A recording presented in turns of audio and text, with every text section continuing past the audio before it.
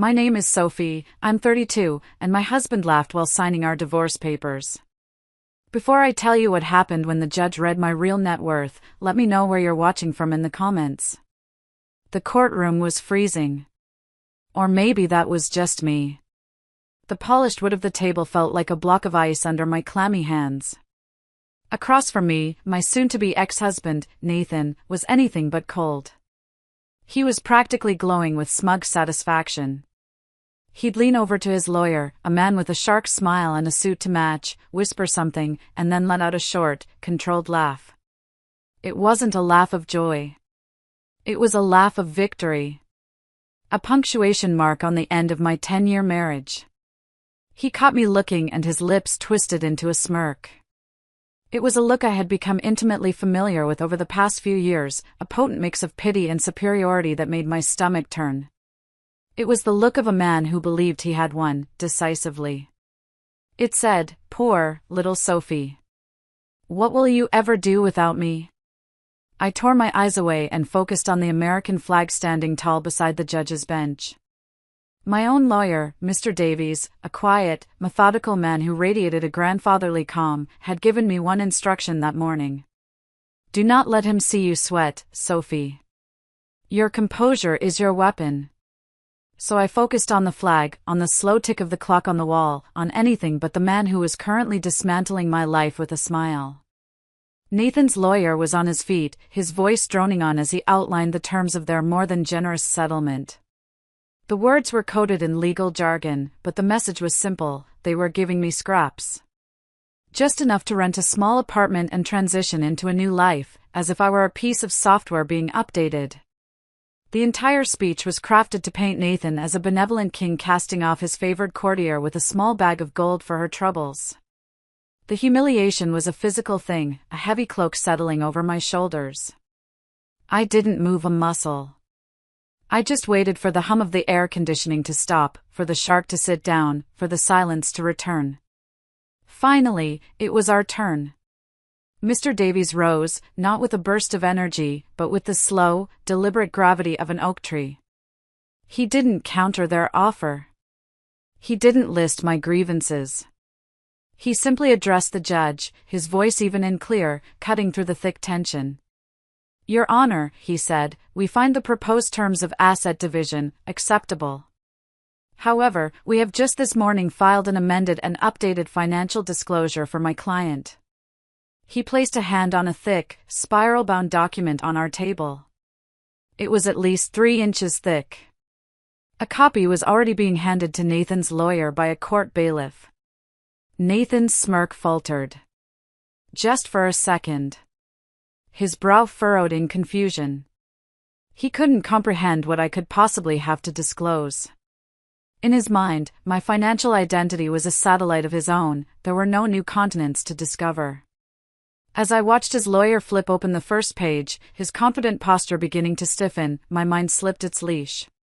The cold courtroom dissolved, and suddenly, I was standing in the cluttered, chaotic space that had been the first office of Horizon Tech. It wasn't an office, really. It was a garage we rented from a grumpy old man, and it perpetually smelled of oil and damp concrete. We had one desk, 2 folding chairs, and a whiteboard covered in what looked like the frantic scribblings of a madman. That whiteboard was my domain. Nathan was the coder, the technical genius. But I was the one who saw the bigger picture. I was the one who figured out how people would actually use the brilliant, complicated thing he was building. I remember the day of our first breakthrough. Nathan had hit a wall. He had a powerful piece of software, but no clear application for it. He was frustrated, ready to give up. It's too complex, Soph, he'd said, slumping into a chair, his face pale with exhaustion. No one will get it. I had been up for 2 nights straight, researching competitors, reading user forums, trying to find a gap in the market. I grabbed a marker and went to the whiteboard. You're thinking like an engineer, I told him, my voice buzzing with an idea. Stop trying to sell the engine. We need to build a car around it. Look here. I started drawing.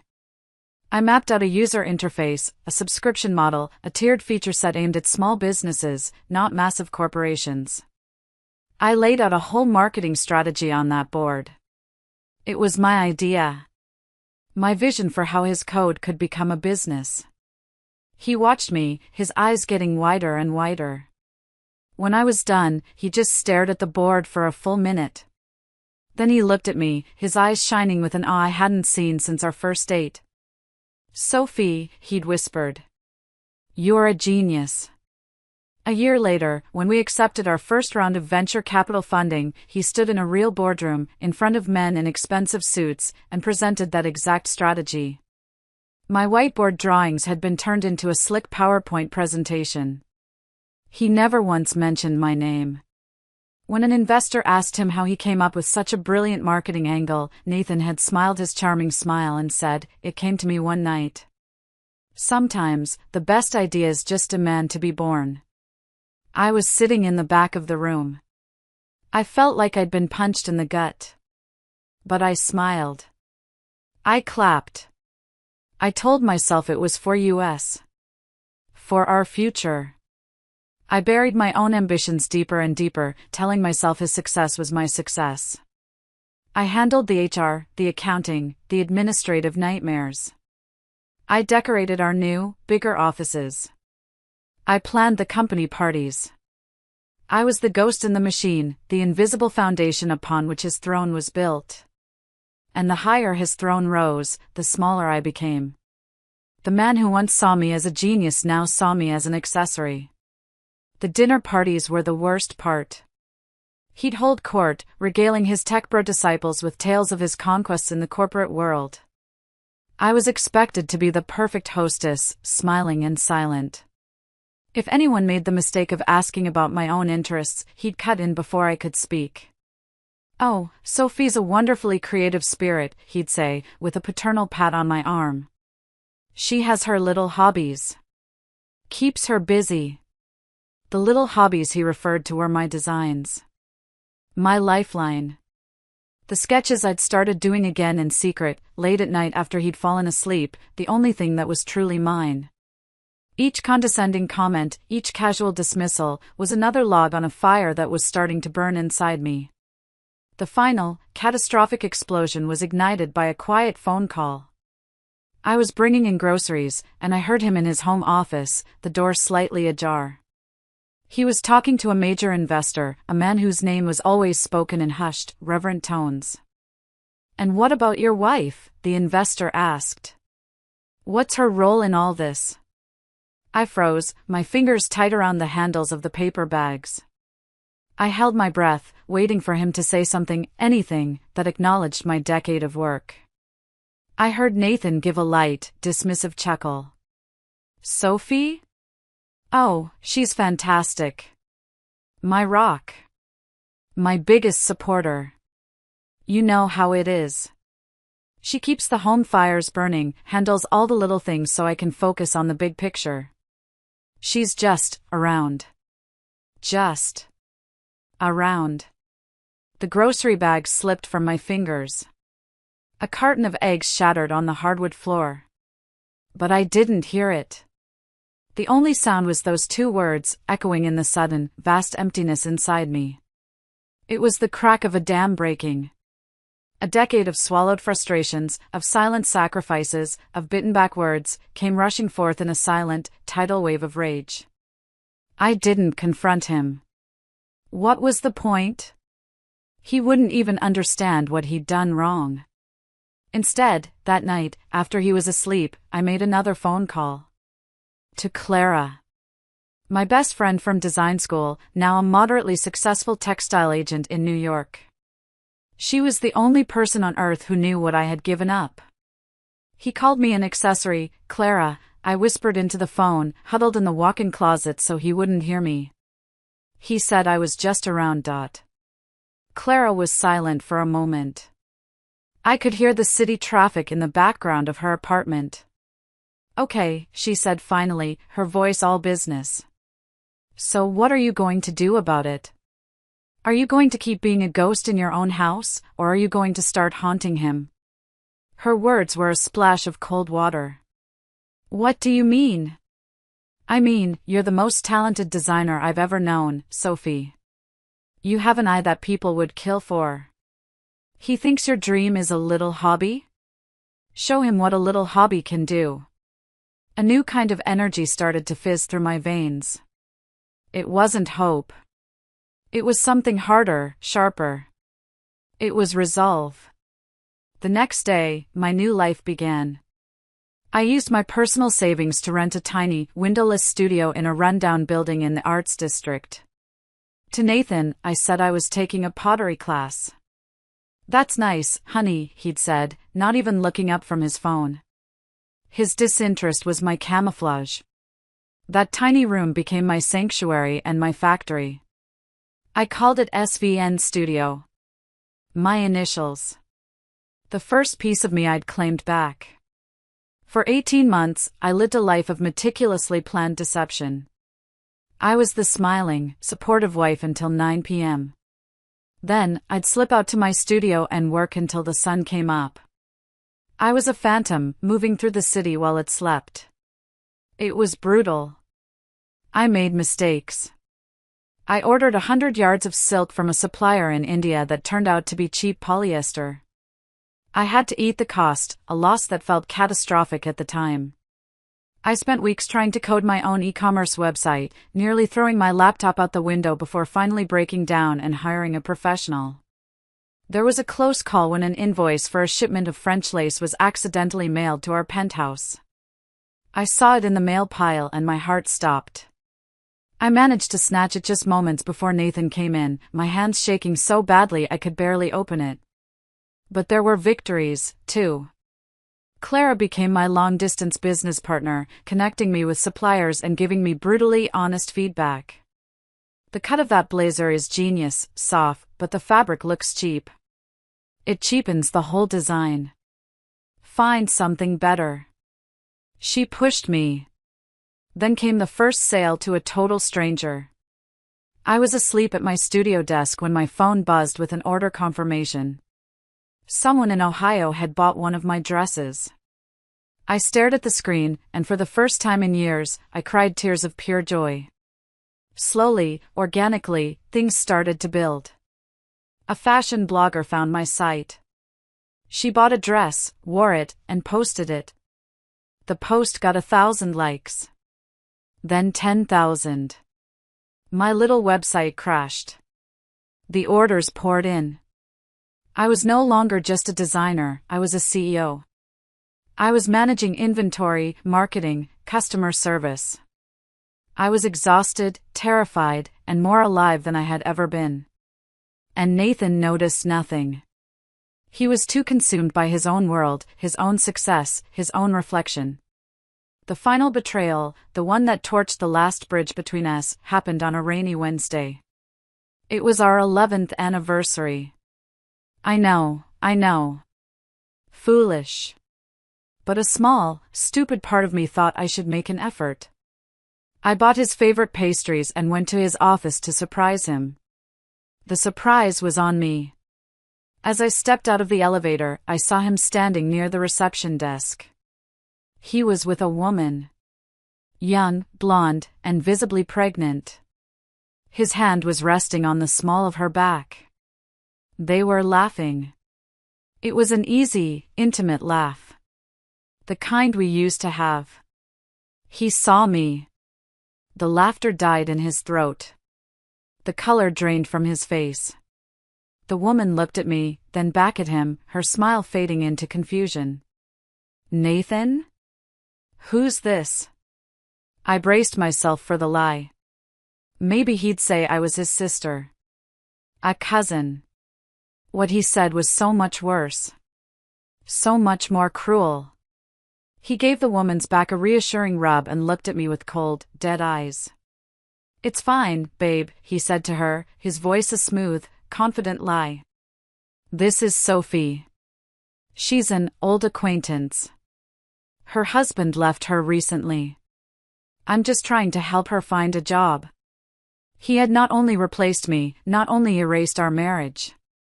He had rewritten my entire reality into a pathetic sob story where he was the hero, and I was the charity case. I didn't scream. I didn't cry. I didn't even breathe. I looked at him, at the woman, at his hand on her back. And I felt a profound and terrifying calm descend over me. It was the calm at the center of a hurricane. I turned around, walked back to the elevator, and pressed the down button. The ride felt like an eternity. When the doors opened to the lobby, I walked out, hailed a cab, and said 2 words to the driver. Lawyer's office. The months of legal prep were a strange dance. Nathan's team was aggressive, trying to paint me as a bitter, spurned wife looking for an undeserved payday.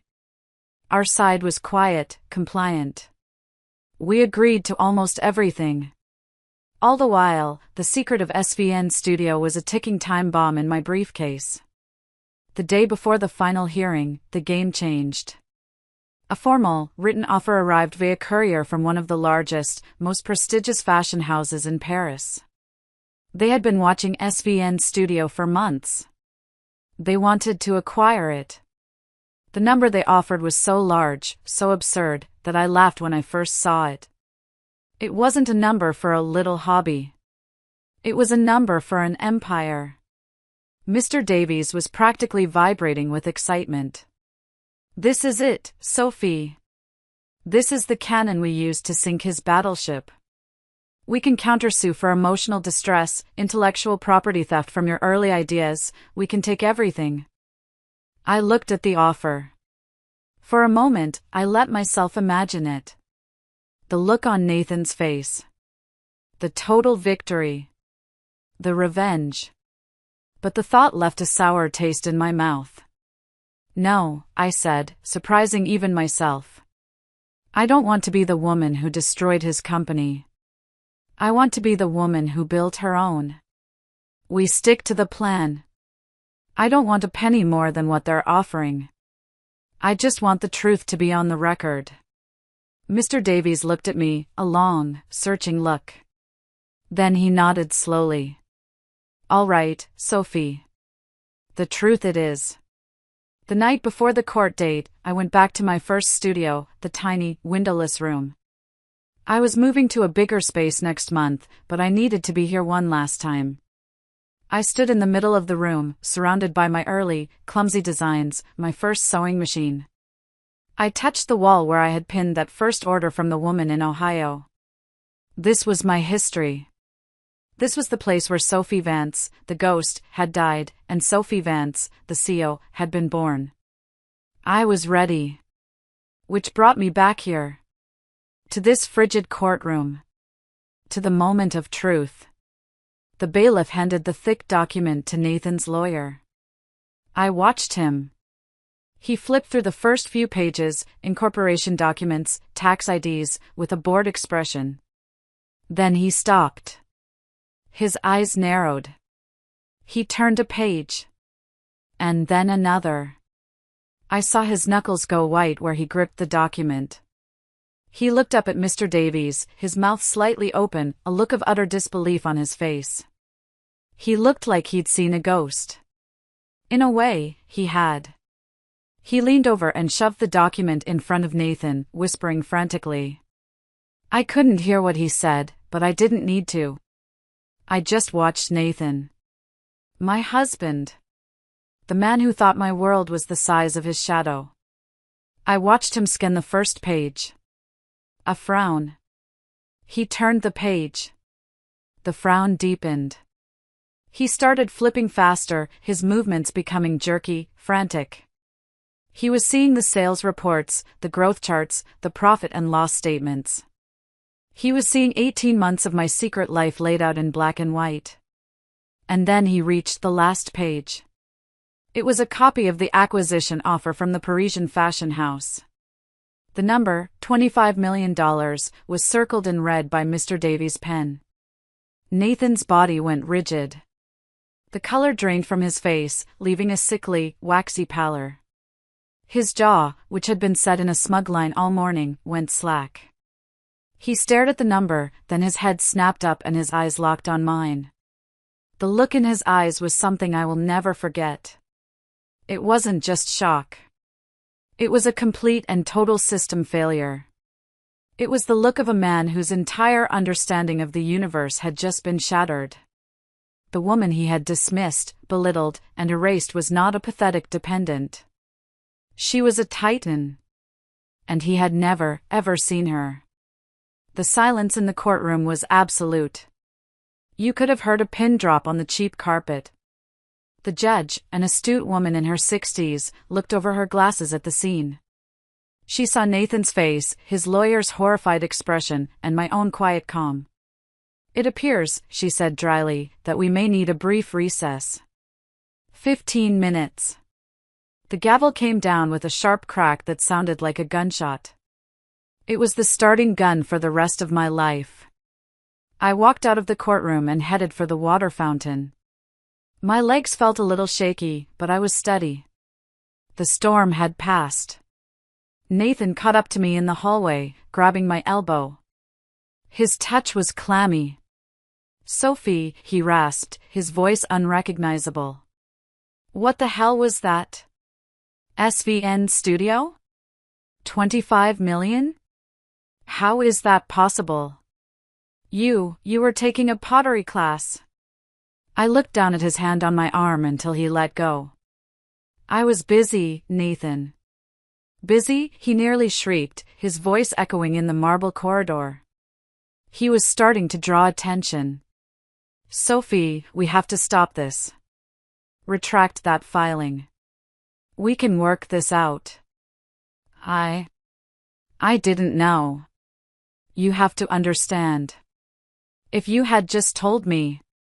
He was starting to regain some of his footing, the gears of manipulation beginning to turn.